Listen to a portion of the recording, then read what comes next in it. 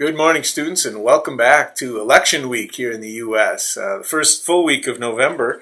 We're looking at the word social competence this week, all words that are related to that concept of having social competence. And this week, appropriately enough, is decision making. There are a lot of decisions being made this Tuesday throughout our country as people vote for elected officials.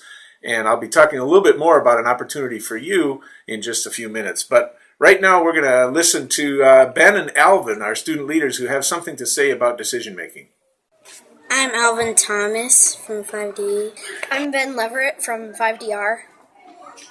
Today we're going to demonstrate good decision making. Should we play soccer? Should we play football? You need to make a good decision. Would you rather get a good grade or not get a good grade at all? Sorry, I'd like to get a good grade and be a good decision maker. All right, thanks you guys. Good job with that. I want to just say a word of thanks for those of you who followed that very important rule.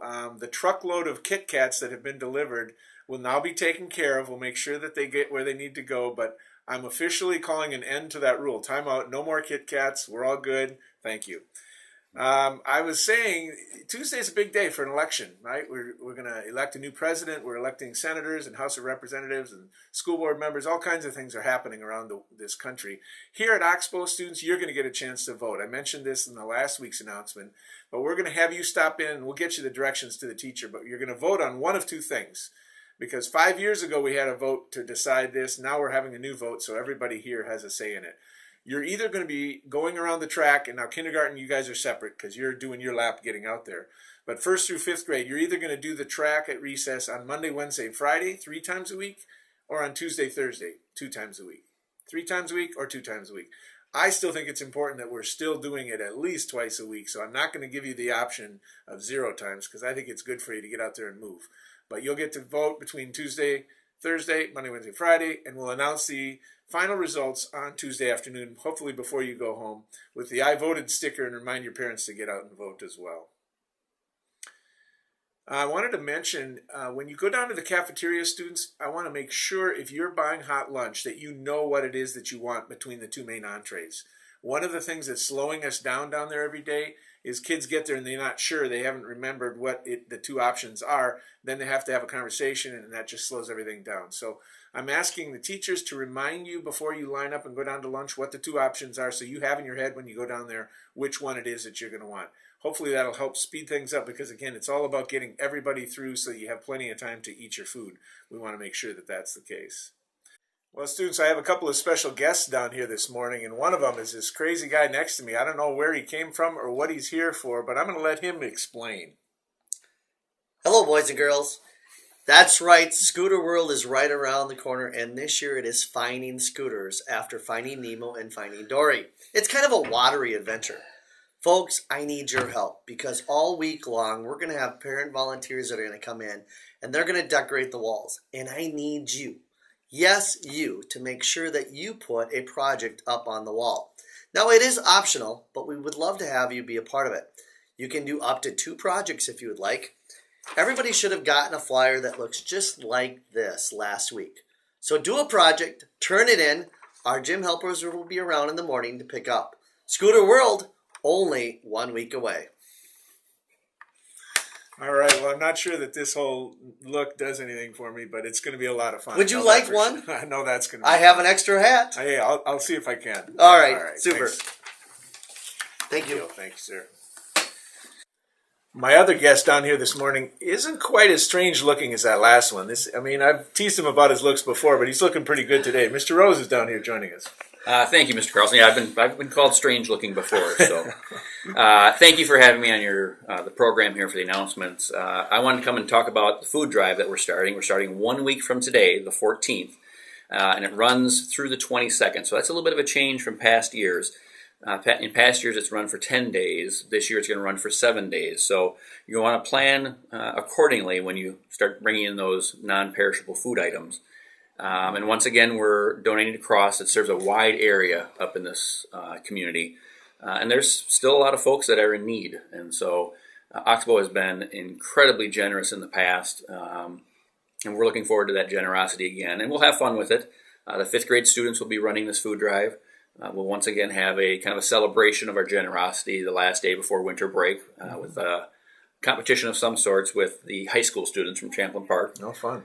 And so that's going to get rolling. Your teachers will have a little bit more details, but you can start bringing in food 1 week from today on the 14th. Sounds great. And I know for our newest learners, our kindergartners, maybe have never done something like this before. Can you just, in a couple words, tell them what we're doing? You bet. So this food drive, the idea is to bring in food for folks across food shelf. If people are in need, if they're not getting enough good quality meals, people can stop in at the cross food shelf and get these food items to provide nourishing meals.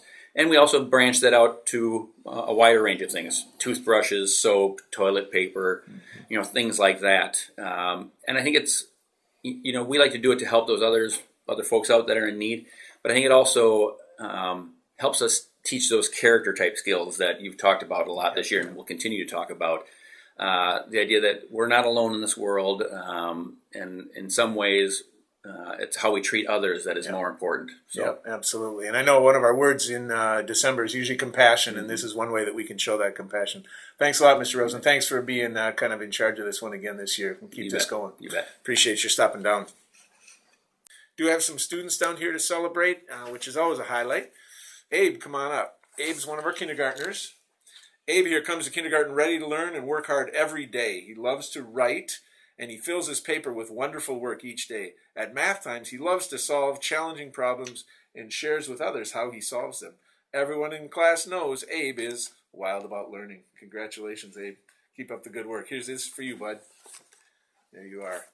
Kyle, come on over.